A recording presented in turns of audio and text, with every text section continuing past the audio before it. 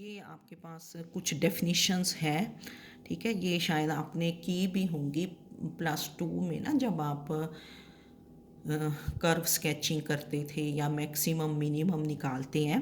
तो ये थोड़ा चलो रिपीट कर देते हैं। इंक्रीजिंग फंक्शन, ठीक है, increasing function, decreasing function, strictly increasing.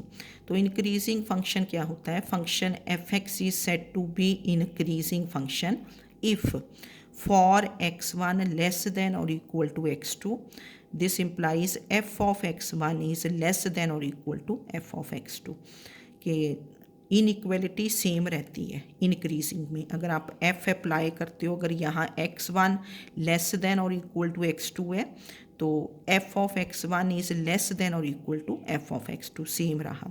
और अगर x1 ग्रेटर देन और इक्वल टू x2 है तो this implies f of x1 is greater than और equal to f of x2। मतलब if f is increasing, inequality will remain same. Less है तो less, greater है तो ग्रेटर। और डिक्रीजिंग में क्या होगा? इसका उल्टा हो जाएगा। अगर यहाँ लेस है तो जब आप f अप्लाई करोगे तो ग्रेटर हो जाएगा। तो a function F x is said to be strictly decreasing function if for x1 strictly, अगर हो स्ट्रिक्टली इंक्रीजिंग। स्ट्रिक्टली का मतलब होता है कि इक्वल टू नहीं डालते। तो क्या लिखोगे? x1 less than x2 implies f of x1 is less than f of x2, strictly less then.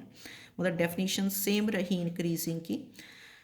अकेला इंक्रीजिंग हो तो लेस देन और इक्वल टू डालते हैं, अगर स्ट्रिक्टली इंक्रीजिंग हो तो less than, strictly less then, फिर इक्वल टू नहीं डालना।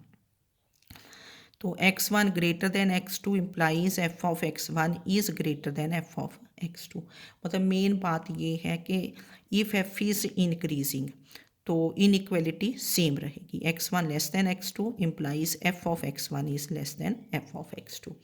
Then function F x is said to be decreasing function. इसमें चेंज हो जाती है इनइक्वलिटी कि if for x1 less than और equal to x2 implies f of x1 is greater than और equal to f of x2। अगर यहाँ less है तो जब आप f अप्लाई करोगे तो दिस बिकम्स ग्रेटर देन। और x1 ग्रेटर देन और equal to x2 implies f of x1 is less than और equal to f of x2। बस इतना सा डिफरेंस कि अगर f डिक्रीजिंग है तो इनइक्वलिटी चेंजेस, लेस है तो ग्रेटर, ग्रेटर है तो लेस। और स्ट्रिक्टली में क्या आएगा? Strictly greater than, strictly less than, जैसे पहले किया है। तो function F x is said to be strictly decreasing function if for x1 less than x2 this implies f x one is greater than f of x2।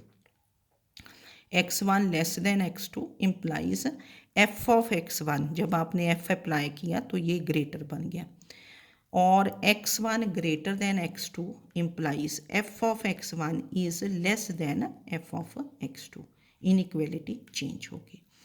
तो ये तो अगर 2 points दिए x1 x2 तब करते हैं। एक डेरिवेटिव से भी होता है आपका कि function F x is said to be increasing function if f dash x is greater than और इक्वल टू 0। अगर फर्स्ट डेरिवेटिव ग्रेटर देन और इक्वल टू 0 हो then the function is increasing. और इसी तरह स्ट्रिक्टली इंक्रीजिंग क्या होगा? If f dash x is strictly greater than 0, फिर इक्वल टू नहीं डालना। Similarly, a function f(x) is said to be decreasing function if f dash x is less than or equal to 0। Decreasing के लिए less than or equal to 0। Derivative, derivative से देख लेते हैं कि फंक्शन इंक्रीजिंग है कि डिक्रीजिंग, ठीक है। और स्ट्रिक्टली में लेस। तो ये डेफिनेशंस आपने ऑलरेडी की होती हैं, कुछ स्टूडेंट्स को याद होंगी, तो इसको पहले देख लेना क्योंकि नेक्स्ट क्वेश्चन फिर इसी के ऊपर बेस्ड है, इंक्रीजिंग डिक्रीजिंग।